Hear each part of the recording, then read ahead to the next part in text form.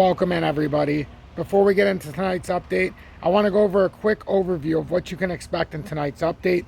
First thing I would like to is how U.S. lawmakers filed the SEC Stabilization Act, and that is in particular to fire Gary Gensler. So I'm going to play, it's about a 45-second audio on the article I have so that you won't have to listen to me, but we can listen together. But it's fascinating stuff. So we need to catch up on that. The BlackRock ETF, the Bitcoin ETF that BlackRock's proposing with Coinbase's help, it's at the discretion of the SEC. So we need to take a look at that. And is this how they're going to be able to further manipulate Bitcoin through the ETF? This is something that on the surface makes it seem like Bitcoin's going to pump to oblivion. But there could be some ulterior motives by the bigger players here that quite doesn't meet the eye. But guess what, everybody? We're going to focus on what we have in front of us. We're going to focus on the articles that I'm going to read. And we're going to stay positive. We're just going to stay one step ahead of the information. And then no matter what happens, we're going to at least understand the proper course of action. We're also going to get into the XRP chart with it just south of 48 cents still. And it's really in its best interest before tomorrow with the futures opening to make this move if it's going to get up and hold the 482 level and try to push up towards 494. As we know, there's a multitude of issues working against XRP right now. But we'll get into that when we get into the charts. Make sure you hit that like button, and remember, don't play the victim. If we play the victim, we let everybody around us win. We let our emotion get the best of us, and we don't see the proper information, and we can't take the proper steps. We're in a very trying time right now. Very trying time. So we got to keep our faith, and we got to keep our faith in each other as well, and do what's best for humanity. I'll catch you on the other side.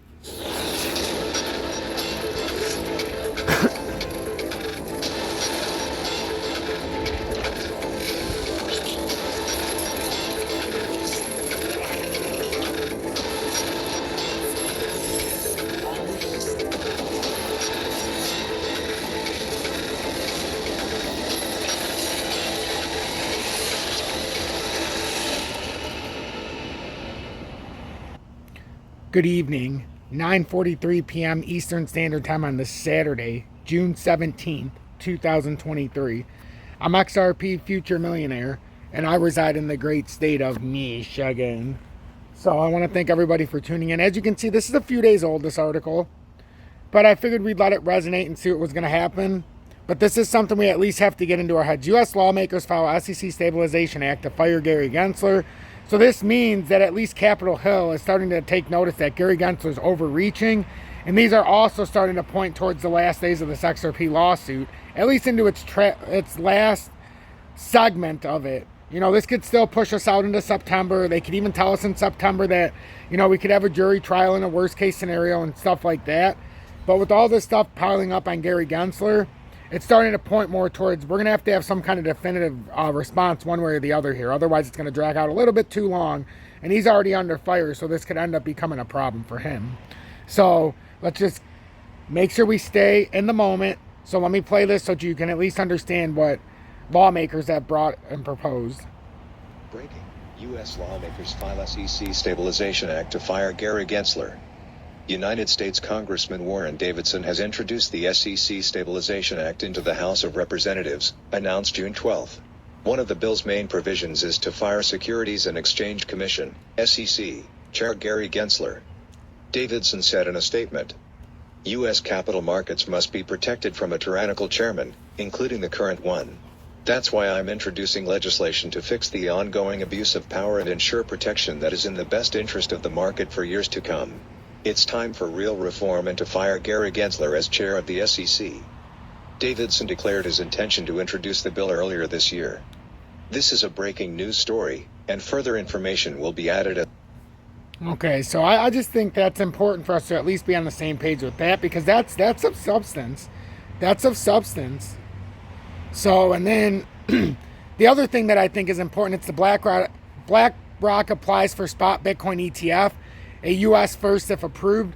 We're not going to do this yet. I'm going to get into the XRP chart. And if you want to sit around at the end and listen to that 2 minutes, I think it's a very important 2-minute clip.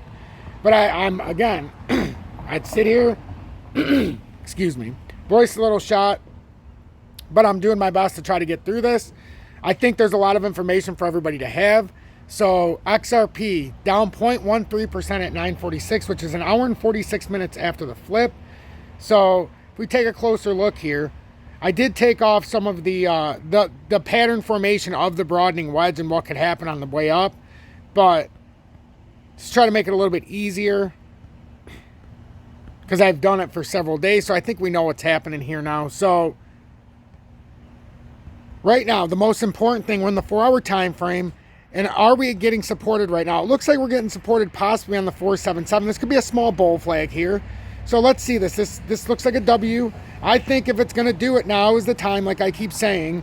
So we could have a little reversal here at the end of the night here, going into the Asian hours, the Asian trading hours, even though it's a thinly traded weekend.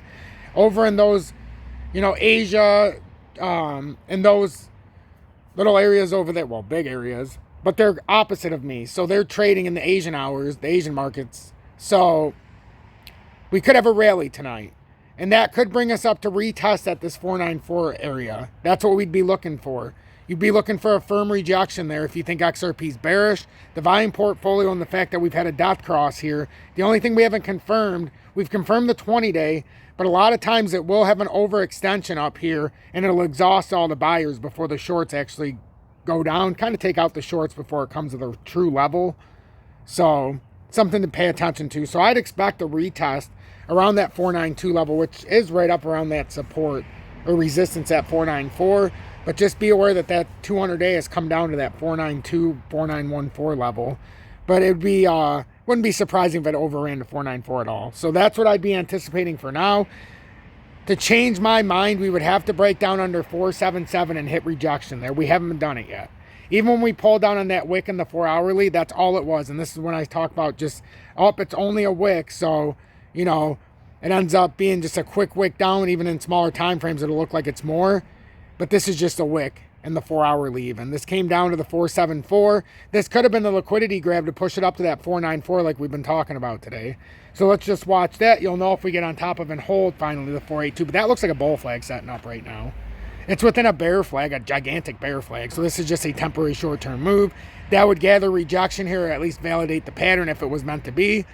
Or if the pattern's meant to continue on and this was a big fake out, it would use the 46 cents on the broadening wedge like it has, and then it would have to go buy level. And we would know that it's done something of substance if it could get on top of 537 and hold it.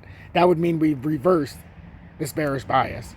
Anything less than that, a rejection at 494 or a rejection up here again at 482 or under 477 and pushes down, you're likely coming to that 44 cents, which is the bottom of the broadening wedge. And then if you break the broadening wedge, the technical target is 36 cents. And I have to continue to say that because this is the formation we're in. So I'd rather give you a lot of information than no information. And I'd rather come on 5 times a day than 1 time a day. So if you got anything out of this update, make sure you hit that like button as it will greatly help push me through the analytics. And also, if you appreciate my work, look in the video description below for my mission statement. And it'll show you why it's so important for you to join Tom's Army. As I appreciate each and every one of you. But this update isn't over just yet. If you're looking to trade your favorite crypto, in the video description below we have our last stand in the USA to buy XRP and your favorite cryptos. As it turns out, a lot of the exchanges are shutting down. UPHOLD, they're already up to date with Web3.